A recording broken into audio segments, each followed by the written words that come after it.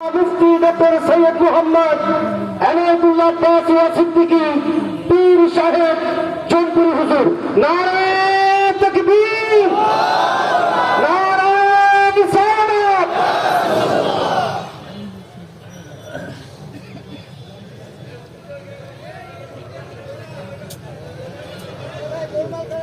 আপনারা করে ক্যাপচার করেন। إن الحمد لله نحمده ونستعينه ونستغفره ونعوذ بالله من شرور أنفسنا ومن سيئات أعمالنا من يهده الله فلا مضل له ومن يضلله فلا هادي له